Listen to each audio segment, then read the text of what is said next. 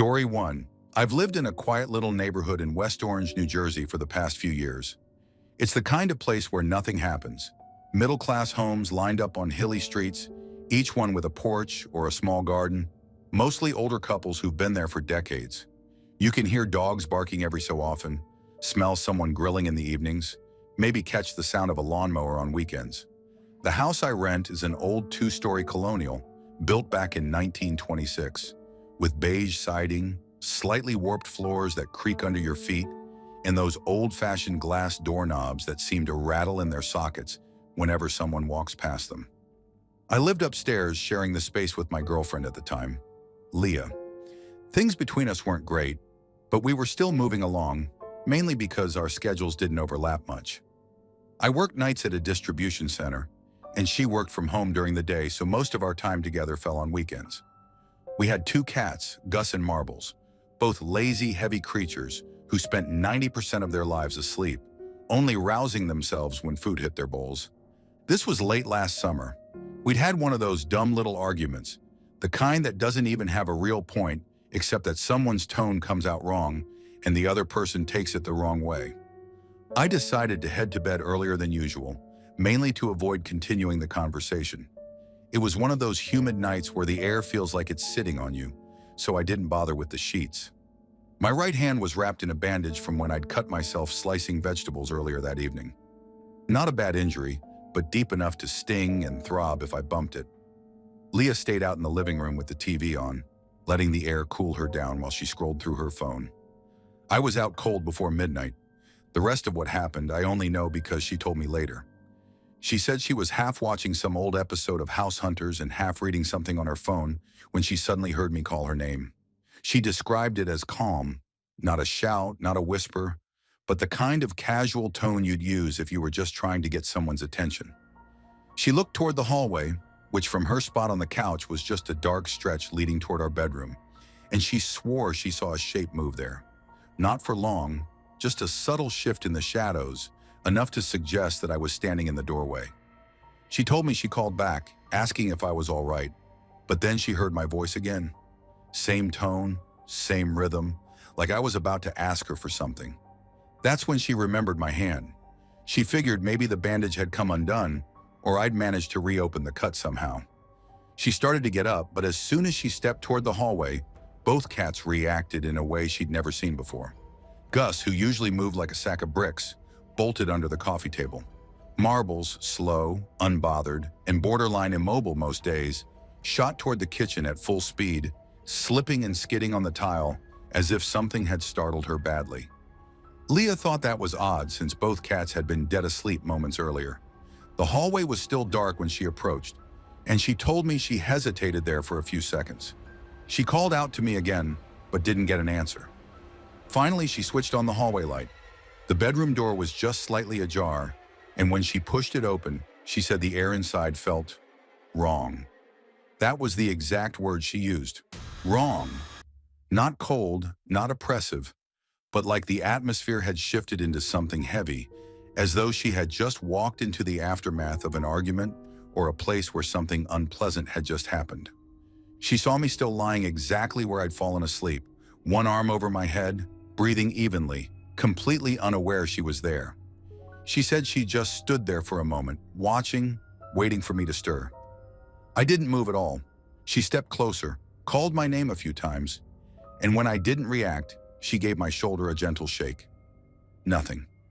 She shook me harder, and I finally stirred, half opening my eyes, irritated at being woken. She asked if I had called her, and I told her I'd been asleep the whole time. Apparently, I looked pale and out of it, my eyes glassy in a way that unsettled her. She didn't say anything then. She just left the room quietly, switched off the TV in the living room, and returned with her laptop and charger. Instead of staying out there, she set herself up on the bed beside me. It wasn't until I was fully awake and asked why she was acting so strange that she explained. She said she had thought she'd seen me standing in the hallway, that she'd heard my voice twice, and that the cats had reacted like they'd seen something they wanted no part of. As she was telling me this, a strange memory came back to me from the dream I'd been having. I hadn't remembered it until that moment, but in the dream, I had been trying to call her name. The problem was that I couldn't open my mouth or move my body at all. It was like I was pinned down, and I could only watch as someone else, wearing my face and body, walked down the hallway toward her. The realization hit me hard because it felt less like a dream and more like something I'd actually experienced but couldn't control. The hair on my neck stood on end when I told her. We didn't talk about it again after that night. She moved out about 3 weeks later, following another unrelated fight.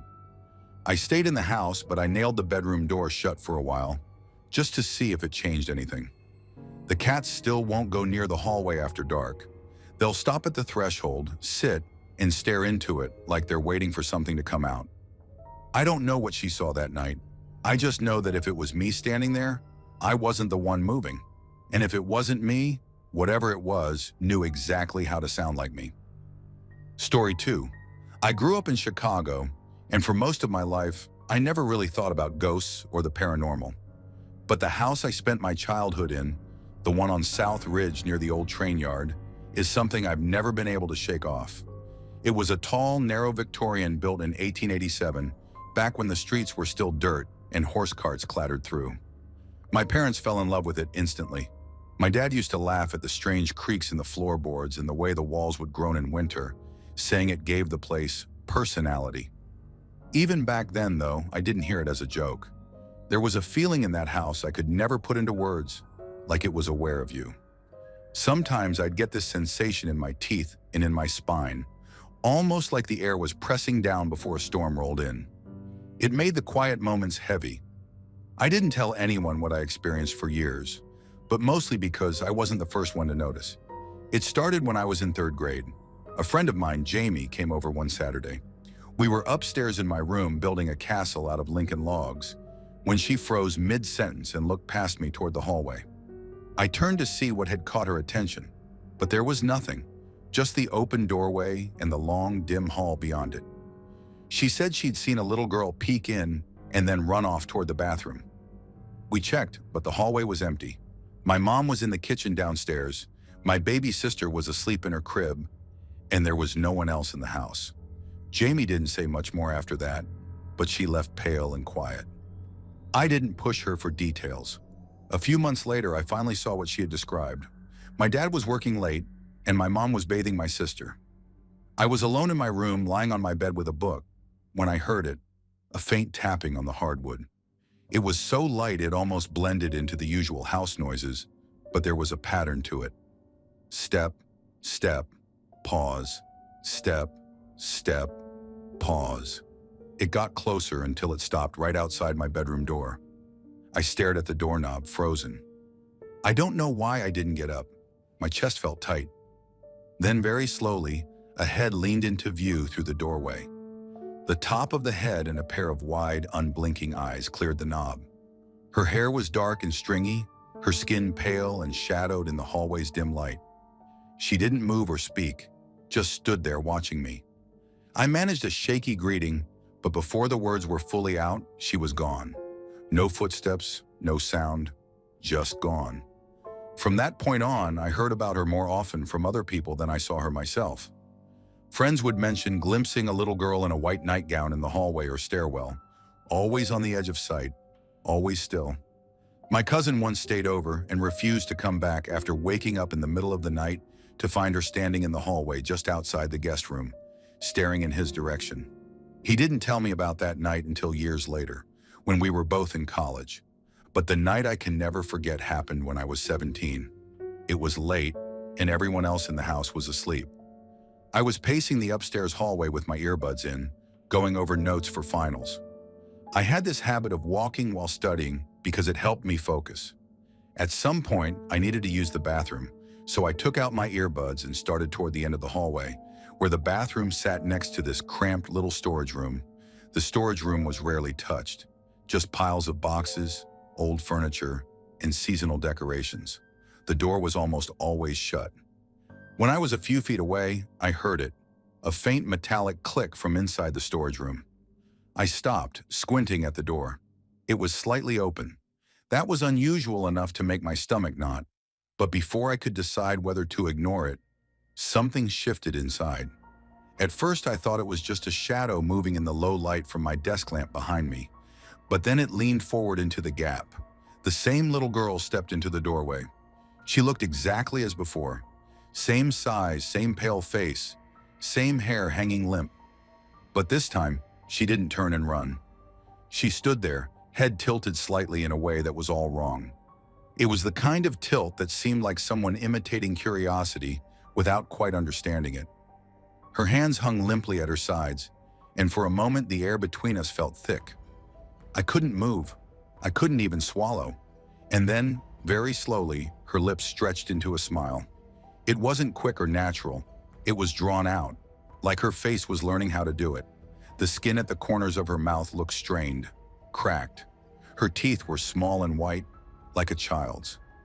Then she took a single step toward me. That broke me. I turned and bolted. I don't even remember running the length of the hall, just slamming my bedroom door shut and shoving a chair under the knob. I sat there all night with my back against the wall, watching the thin strip of light under the door for any sign of movement. I didn't hear her footsteps, didn't hear a knock, just silence until morning. I've had people tell me since that maybe it was a dream, or my eyes playing tricks in low light, or even stress from exams. And maybe they're right.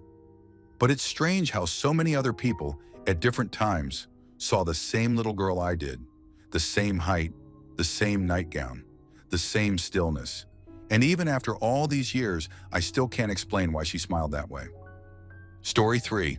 I live in Tacoma, Washington, just outside the city limits, in one of those old craftsman houses where the floorboards groan if you so much as breathe on them, and the insulation might as well be paper. I work nights as a delivery dispatcher, which means most of my sleep happens in the middle of the day. My girlfriend Alyssa moved in about 6 months ago. She's the quiet type, keeps to herself, kind of skittish. We'd never had a single conversation about ghosts or anything like that, but pretty much from the start, she mentioned that something followed her. She never used the word ghost, though.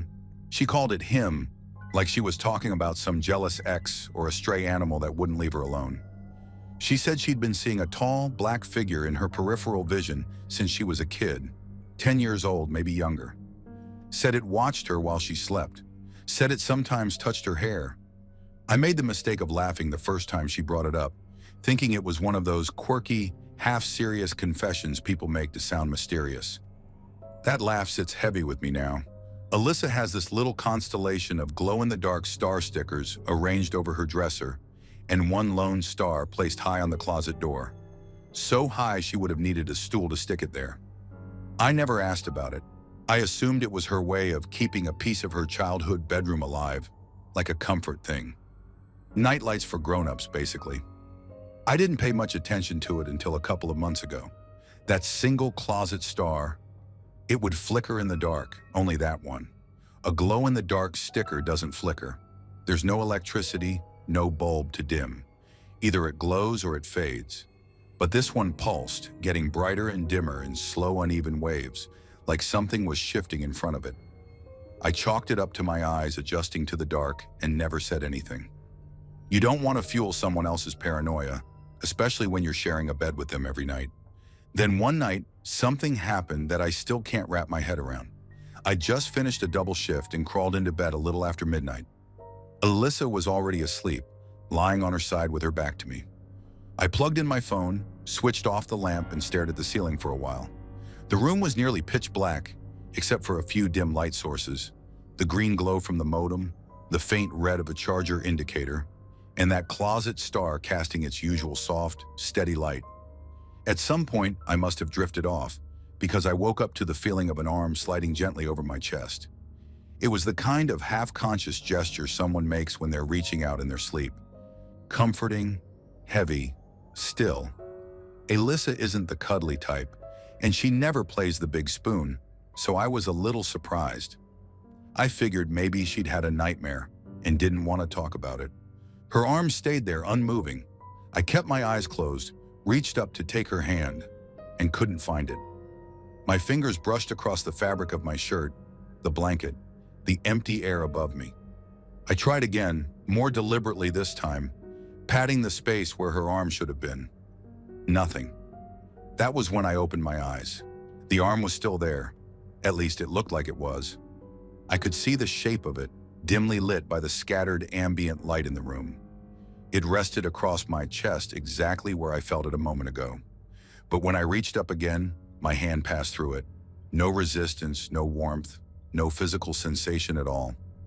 I sat up quickly, and in that instant, the pressure vanished. The bed felt normal again. I turned to look at Alyssa, and my stomach dropped. She was still curled up on her side, all the way at the other edge of the bed, facing the wall, buried under the covers. She hadn't moved an inch since I came in. My mind scrambled for explanations. Maybe I was dreaming. Maybe I'd been in that half-asleep state where you imagine things. But I knew what I saw. I knew what I felt. The weight had been real. My eyes drifted toward the closet. The sticker on the door was pulsing again, dimming and brightening in that strange, uneven rhythm, like something invisible was rocking back and forth in front of it. I stared, hardly breathing, afraid that if I blinked, whatever it was might be closer when I opened my eyes again. Then, without warning, the sticker gave one sharp flicker and went completely dark. I reached for the lamp and switched it on. The room flooded with light, and everything looked normal. Alyssa stirred at the sudden brightness, her face crumpling in sleepy confusion. She asked if something was wrong, but I didn't answer right away. My eyes stayed fixed on the closet door. The sticker was glowing steadily now, same as always, as if nothing had happened. When I finally told her what I'd seen, what I'd felt, she didn't look surprised at all. She simply said that he didn't like me being there, that he had never done anything like that to people she loved. That was all. No elaboration, no attempt to comfort me, just that flat statement. We haven't talked about it since. She still lives here. I still sleep next to her. But I never turn the lights all the way off anymore, and I don't go near that sticker on the closet door. Story 4. I don't talk much about that house anymore. I moved out last November, and ever since then, I don't think I've had a proper night's sleep. I live in Modesto, California, hot, flat, and uneventful. Nothing weird is supposed to happen here. That's what I believed anyway, before I learned otherwise. The place was a 5-bedroom rental tucked deep at the end of a cul-de-sac just outside of town. The rent was so low for the size that it should have set off alarms. But we were 5 broke 20-somethings. Me, my boyfriend, his cousin, my best friend, and her boyfriend, trying to survive California rent. At first, we thought it would be fun. It didn't take long for the house to start feeling wrong. The kind of wrong you can't quite put your finger on until it's too late. The night that still stays with me happened only 2 weeks before we left for good. That night, it was just me and my best friend in the house. Everyone else was gone. My boyfriend had gone to visit his brother in Oakdale, and the guys had driven out for a last-minute casino trip. The two of us had settled in the living room, just scrolling through TikTok, laughing at dumb videos and snacking. No horror movies, no spooky talk, nothing to prime our brains for fear. Her dog, Moose, a big shepherd mix who usually slept through everything, was lying by the sliding glass door. Out of nowhere, he sat up straight, ears forward, tail stiff. Then he let out a low growl, the kind of sound that vibrates in your chest. That got both of our attention instantly. She thought maybe it was a raccoon outside, but Moose wasn't looking at the yard. He was staring dead at the front door. Then faintly at first, we heard voices. 2 men speaking just beyond the door. One had a deeper, calm tone, the other higher pitched and raspier. They weren't yelling, just talking in normal conversation, but the sound was coming closer. I felt a heavy, crawling tension in my chest. We moved toward the hallway, her right behind me, both of us watching Moose, who now had his hackles up, tail rigid, and was growling in short bursts. That dog never reacted like that, not even at the mailman. The voices stopped right outside the front door. My friend whispered that it sounded like they had walked up, and she wanted to know who it could possibly be at nearly 2 a.m. I checked my phone. No missed calls or texts. She pressed her eye to the peephole but said there was nobody there. We thought maybe they were standing off to the side, just out of sight. Then there came a single deliberate tap against the wood of the door. Not a knock, but a slow drag, like something sharp scratching across it. My stomach tightened instantly. We both hesitated. She thought maybe we should open it to see who was there. I didn't want to, But something about the silence after that sound felt worse than the voices had. It was as if the whole house was holding its breath. I flicked on the porch light before opening the door, but the bulb didn't come on. That light never failed, not once, and it even lit up when cats crossed the yard. Now, nothing. I pulled the door open quickly, my heart racing. The porch was empty. No people, no cars, no movement at all. Even the usual background noise of insects and night traffic was gone. It was just dead still. I stepped out onto the porch, scanning the yard. My friend stood just behind me, holding Moose by the collar. He had stopped barking, but now he was trembling, staring into the dark with drool dripping from his mouth. That's when it happened. The two voices started again, clear, distinct, but now they weren't outside. They were behind us, inside the house, coming from the hallway. My friend gasped and yanked Moose back as I spun around so fast I almost lost my balance. The front door was still wide open, and from the dark hallway, I heard it. The deeper voice saying something about how one of us didn't know, followed immediately by the higher one, saying the other did. I slammed the door shut hard enough to knock a picture frame off the wall. We locked every single door and window in that place, then sat on the couch in silence until sunrise. We didn't sleep. The others came home later, and of course my boyfriend didn't believe me at first, but I showed him the recordings from my sleep app. That night, it had picked up me and my best friend talking in our sleep, except we hadn't gone to bed yet. Right after the sound of the tap on the door, you can hear two male voices whispering. One of them even laughed. We moved out 2 weeks later. Now I keep selenite and black tourmaline on my nightstand. Neither I nor my boyfriend talk in our sleep anymore. Nothing's followed us. But that night, whatever it wasn't outside. It was already in the house. Story 5. I've never shared this widely because I've never been able to explain it without sounding like I've completely lost it. Years ago, I lived just outside Lafayette, Louisiana, in this modest one-story rental house my parents got cheap after the last tenant passed away. It wasn't much. 3 bedrooms, cracked kitchen tiles, and a sunroom that had this stubborn mildew smell no matter how hard we scrubbed. I moved back in after college trying to save money and ended up sharing the place with my friend Kara and our 2 dogs. The place was never exactly quiet. At first, I chalked it up to the usual creaks of an old house, pipes groaning, walls popping as if the whole place was just settling into the earth. But it started to get oddly consistent. Always 3 knocks. On windows, on the bedroom door. Always 3. We joked about it in the beginning, but eventually we could practically tell the time by them. The night that still sticks in my head happened in January during a cold snap. It was one of the rare nights we actually used the space heater in the master bedroom. The mattress had been dragged straight onto the floor because the frame didn't fit right. And honestly, both of us preferred it that way. Felt safer somehow, being closer to the ground. I can't help but think now how ironic that was. We'd been lying there maybe 45 minutes, neither of us able to sleep, just listening to the soft hum of the heater. Bronx, our pit bull, was curled up on the rug at the foot of the mattress. The smaller dog, Charlie, was shut in his kennel down the hall. The air was still, and everything seemed calm. Then, without warning, it felt like something had fallen from the ceiling and slammed directly into the mattress. The whole thing jolted, the floor beneath us shuddering as if someone had jumped on the bed from a height. For a second, I thought maybe it had been my imagination, until I realized Kara had felt it too. Her sharp intake of breath gave her away. We sat up instantly, fumbling for our phones to use as light, too unnerved to reach across the room for the switch. But the room looked exactly the same as before. No marks, no movement. Bronx was still curled in the same position, as though nothing had happened. Somehow that felt even worse. Before either of us could make sense of it, Bronx suddenly rose to his feet.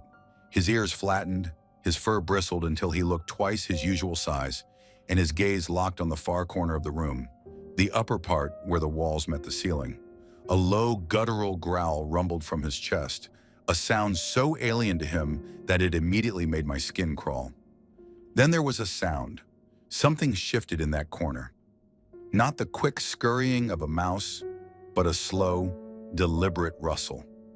The air seemed to press in around us, and Bronx's growl rose until it broke into a sound I'd never heard from any dog before. An almost human scream. He began crawling backward, eyes never leaving the corner, every muscle taut as though he were ready to lunge or flee but couldn't decide which. We scrambled to our feet. The room had gone bone-chillingly cold. The kind of cold that seeps through your clothes and makes your teeth ache, though every door and window was shut tight. Bronx exploded into frantic barking, and Kara, shaking, reached for the light switch. When the bulb flickered on, the corner was empty. Just cracked plaster and the same ugly beige paint it had always had. But Bronx didn't stop barking, and when I reached for him, he snapped, full teeth, before I managed to grab his scruff and drag him out. Kara trailed behind, glancing over her shoulder like she expected something to crawl out of that corner and follow us. Once in the hallway, I slammed the door shut. That's when we heard it. A scratching sound started on the other side. It ran from the top of the door all the way down, each pass deliberate and unhurried. It wasn't frantic scratching like an animal trapped. It was slow, methodical, the kind of sound you could feel in your teeth. Kara slid down against the wall, hands pressed over her ears, whispering over and over for it to stop. I called my boyfriend, who was in another room on the far side of the house, telling him something was outside the door. I told him not to open it, to come from the other side and check. He arrived a couple minutes later, his expression pale, though he insisted there was nothing there. The scratching had stopped by the time he reached us. He opened the door anyway, and of course the room was exactly the same as before. Empty corner, still air, nothing out of place. But I can still remember the way my heart felt like it was going to tear its way out of my chest. That was the last time we slept in that room. I still don't know what it was. Maybe there's some logical explanation, air pressure, settling boards, an animal in the walls. But I've never been able to believe that's all it was. Story 6. I've never been the type to get spooked easily. I've lived in rundown apartments, heard gunshots in the distance, slept through earthquakes, and pulled late-night shifts in half-deserted towns. None of it really phases me. My girlfriend was the opposite. She avoided horror movies, wouldn't go into old basements alone, and swore that secondhand furniture could carry bad energy. So when we moved into this old duplex in Kansas City, I didn't think much of its age. But she took one look at the creaky floors and peeling paint and decided the place felt off. It was 100 years old, give or take, with big shade trees in the yard that looked like they'd been there just as long. The kind of street where the air felt still, like time had slowed down. Our side had a shared wall with the neighbor's kitchen, but the bedroom was tucked far away at the back, with nothing above or beside it. At first, the strange things were so small that I didn't give them any weight. The stereo in the living room, which had one of those push-in knobs instead of a remote, would click on by itself now and then. I chalked it up to old wiring. The ceiling fan would buzz sometimes for no apparent reason, like a faint hum from inside the walls. She kept saying the bedroom felt wrong, describing it as if the air in there was heavier somehow.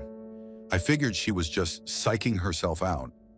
Once she told me she'd woken up in the middle of the night and thought she saw someone standing by the dresser. I assumed it was shadows or maybe headlights from a car outside, but I didn't argue with her about it. Still, I didn't take it seriously.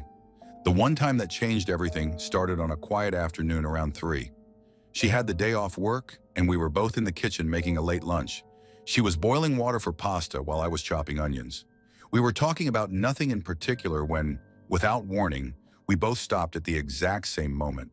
From somewhere above us came the sound of heavy, deliberate footsteps. Not a random creak or a faint shuffle. This was a slow, measured clunk. Clunk. Clunk. Like boots on hardwood. It was so clear, so close, it felt as if someone was right above our heads. I froze with the knife in my hand. She reached over and turned off the burner. We just stared at the ceiling. The bedroom was at the far end of the house, but the footsteps weren't over there. They were above the kitchen, in the middle of the house. We didn't have an upstairs. As far as I knew, the place was single level. But the steps kept going, 2 more paces, then stopping completely. The weight of them was wrong for something like a raccoon or squirrels. It was human. I told myself maybe it was the neighbor on the other side of the wall. Maybe the sound was carrying weird through the old wood and plaster.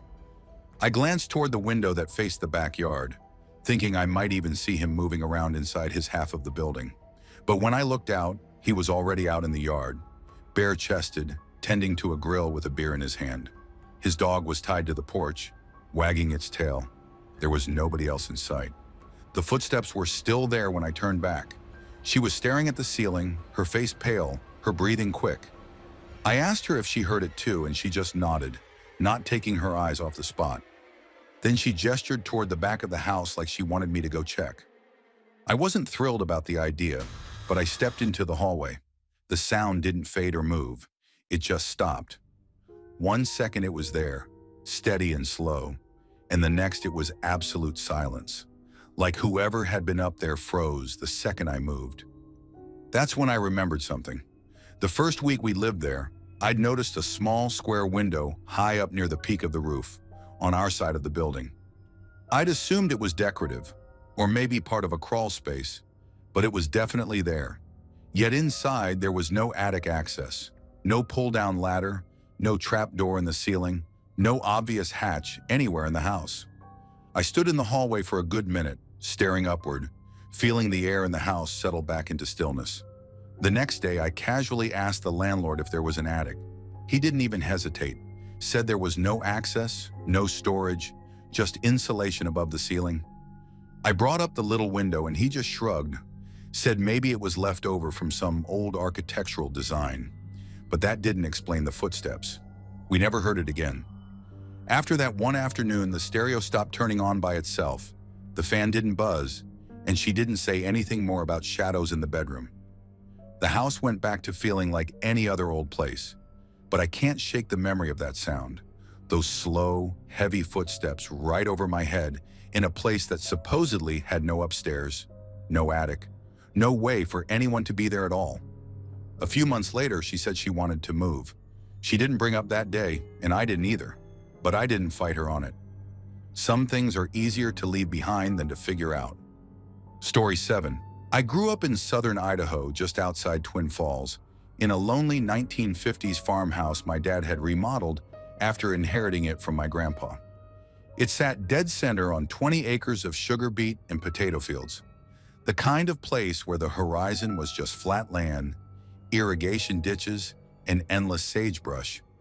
We had no neighbors close enough to see, and at night, if the moon wasn't out, the darkness was so complete you could feel it pressing in.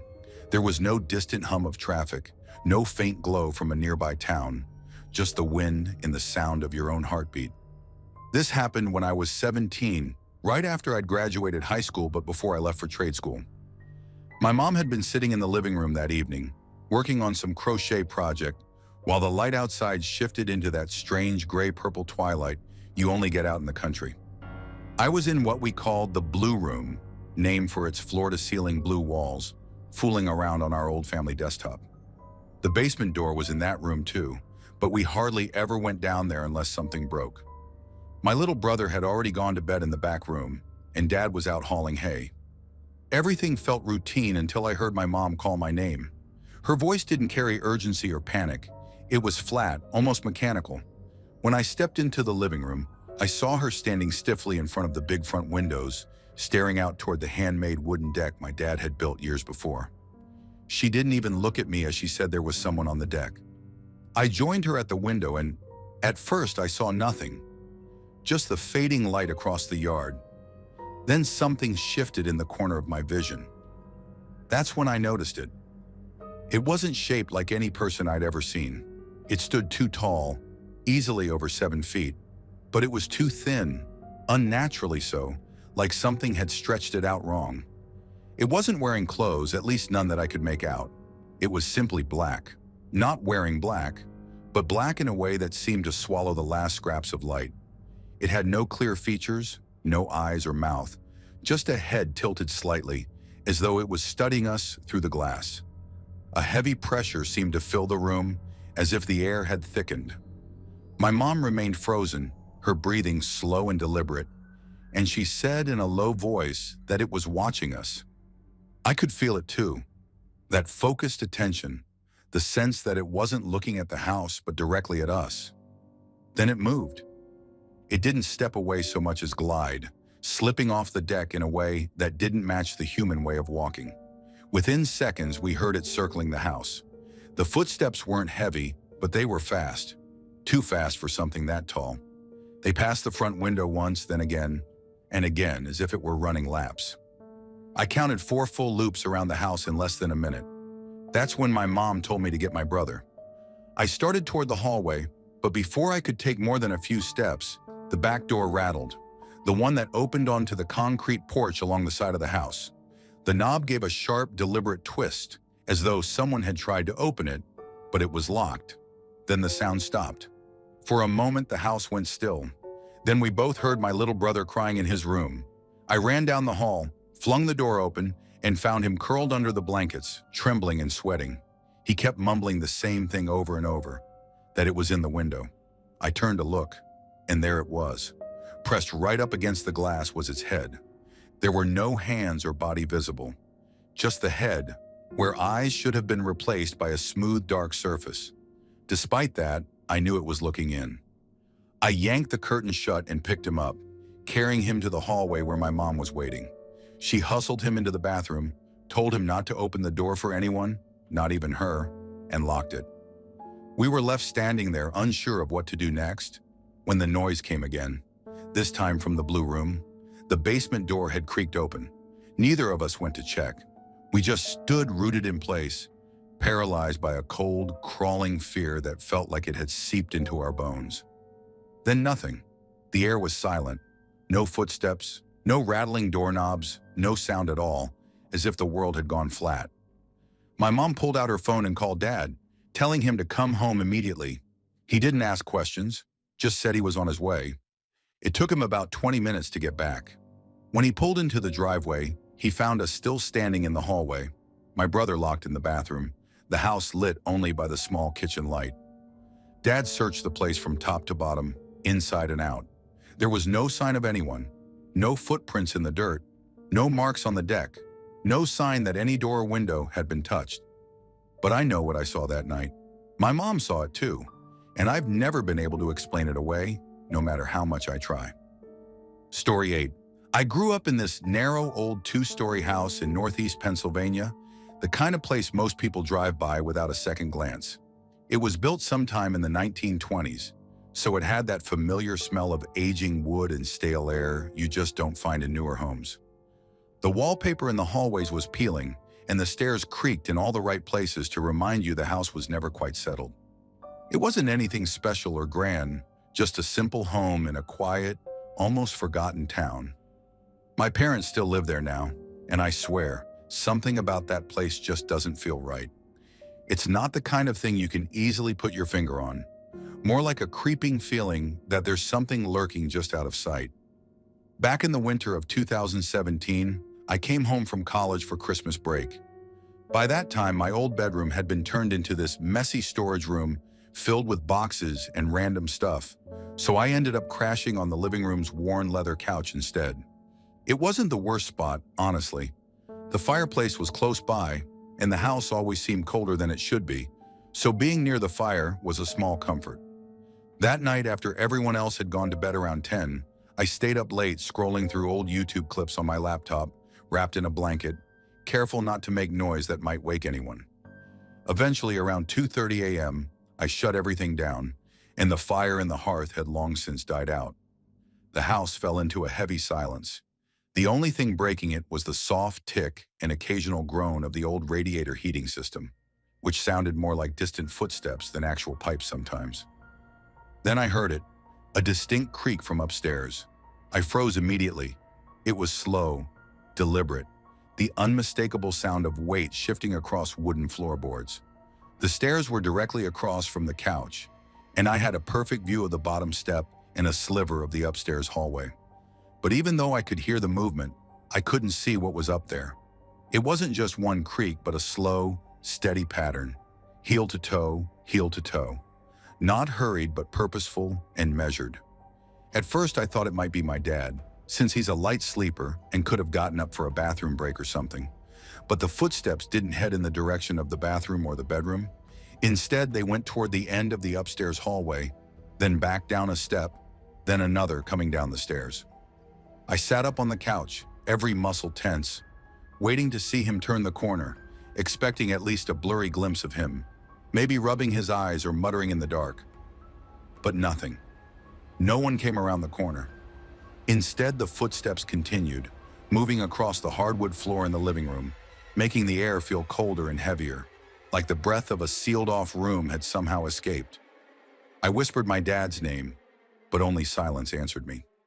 The usual background noises, fridge humming, distant creaks from the house settling, were there, but no footsteps or replies. Then after the sounds passed by the couch, the steps stopped at the front door. I couldn't see anything, but I felt the presence right there, just out of sight in the darkness, watching. My heart pounded harder than it ever had. After what felt like an eternity, the doorknob twitched twice.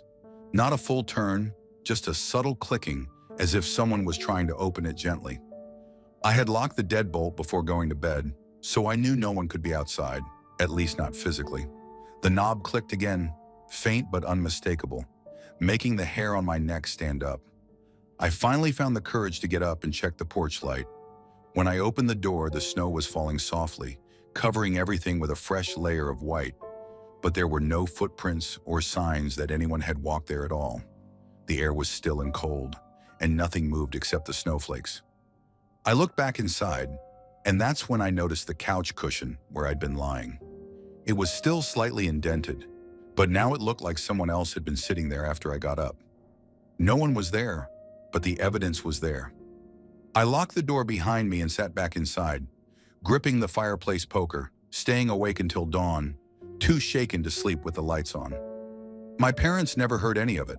No footsteps, no doorknob clicks. I never heard anything like that again, not for the rest of that trip or any time after. But I've never slept on that couch again, not even for a quick nap. Something about that night made it clear to me that whatever was in that house wasn't just the usual noises of an old building settling. It was something else. Maybe it was a trick of my mind, or just an overactive imagination fueled by too many horror stories. But the way those footsteps moved and the doorknob clicked without a person there, that's something I can't explain away. And honestly, I wouldn't want to try. Story 9. I've never been the kind of person to talk about this kind of thing, mostly because it still doesn't make sense to me. But if I'm honest, yeah, there was a time I lived in a house that I truly believe was haunted. It was back in 2014 when my wife and I rented this old 2-story farmhouse out in western Pennsylvania, somewhere near Mercer.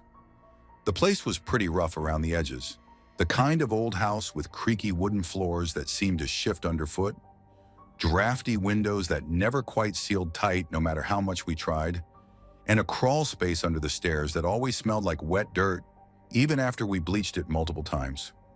We liked being out in the country, away from the noise of town, and the rent was cheap enough to make it worth the quirks.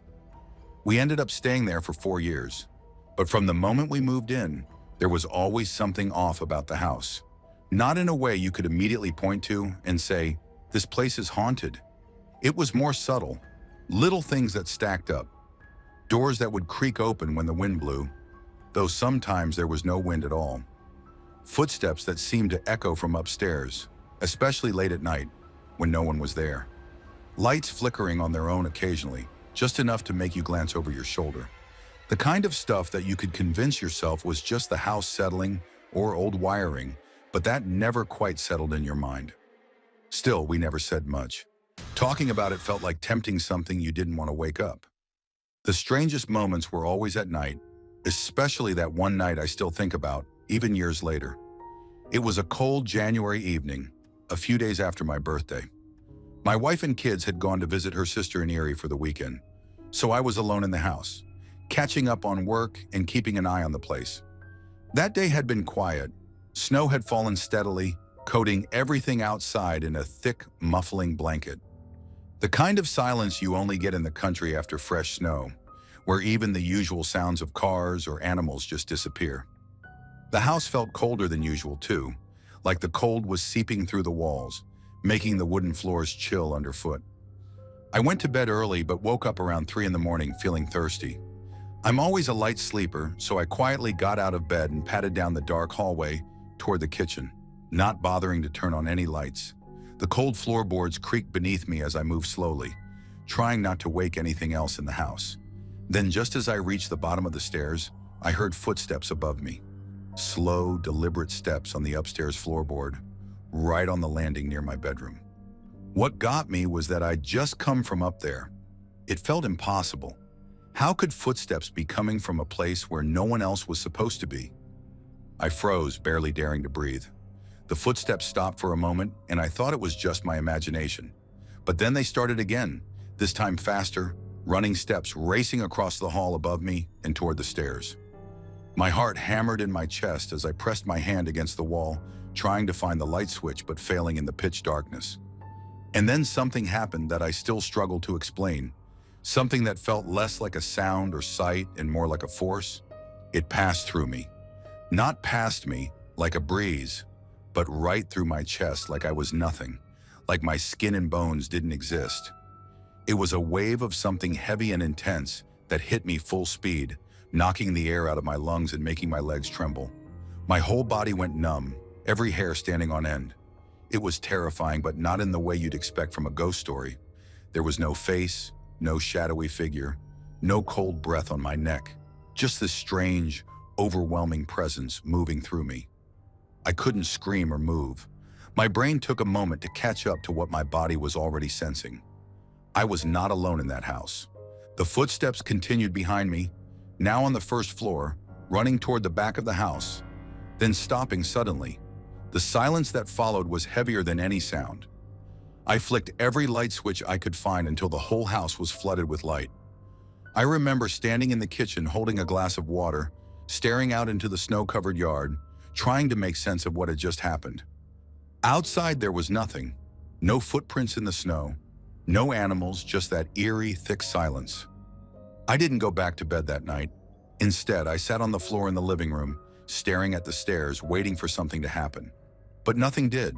When my wife and kids came home the next day, I almost told her what I'd experienced, but I held back. She seemed tired and happy from the trip, and I didn't want to ruin it with my story. We stayed in that house for another year after that night, and nothing remotely like it happened again. But I never really felt safe there after that. I started sleeping with the lights on and the doors locked tight, even when everyone else was home. The strangest part came the day we moved out. As we packed the last of our things into the moving truck, my wife told me something she had never said before. For almost 2 years, she had been seeing a white figure in the upstairs hallway mirror. Just glimpses, the edge of a shoulder or the back of a head disappearing into one of the bedrooms. Always in the mirror, never directly in the hallway. She never mentioned it because she didn't want to scare the kids or me. It was as if we shared a silent understanding about what was in that house. Something was there, watching us. Looking back, I don't think it was evil. It didn't feel angry or hostile, just present. And that one night when it ran right through me like I was nothing, that moment convinced me there was something beyond explanation in that old farmhouse. Whether it was a ghost, some kind of residual energy, or just my mind playing tricks in the quiet darkness, I can't say for sure. But I know what I felt was real, and I've never been the same about old houses since.